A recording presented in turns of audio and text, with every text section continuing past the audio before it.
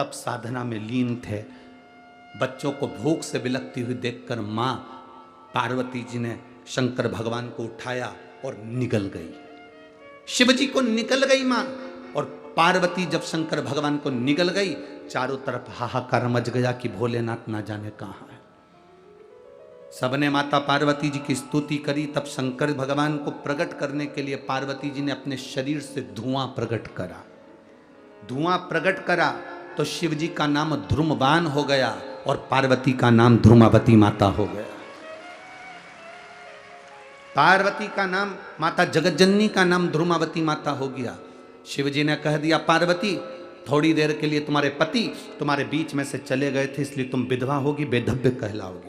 ध्रुमावती की मूर्ति आज भी बिना श्रृंगार के, बिना मंगलसूत्र के, बिना चूड़ी के, बिना मांग में सिंदूर के, बिना मंगलसूत्र के कोई लाल साड़ी माता को नहीं पहनाई जाती, पाँव में बिछुड़ी नहीं पहनाई जाती, गले में मंगलसूत्र नहीं बांधा जाता, माथे पे बिंदी नहीं रहती, मांग में सिंदूर नहीं रहता ध्रुमावती माता के।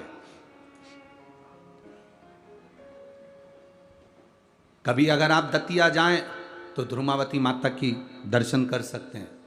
कभी आप जबलपुर के पास में जाएं धुमा गांव, तो मां धूमावती माता का दर्शन कर सकते हैं। धूमावती माता, तुम अपने पति को थोड़े समय के लिए निगल गई थी तो तुम बेधव्य स्वरूप में आ गई।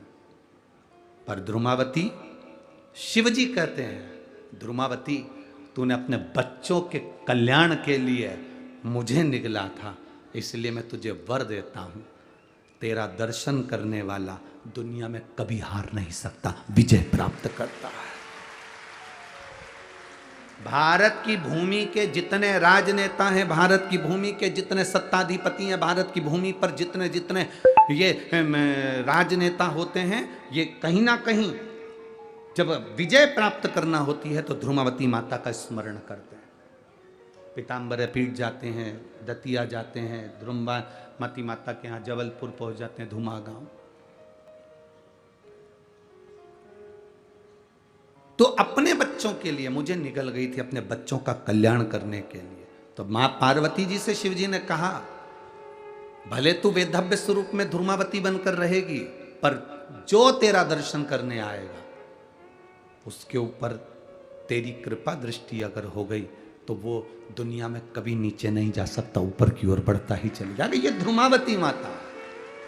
तो मेरी बहन से गायत्री तुकाराम पाटिल जी से मेरा निवेदन है, कौन कह सकता है कि वेधव्य नारी शिव का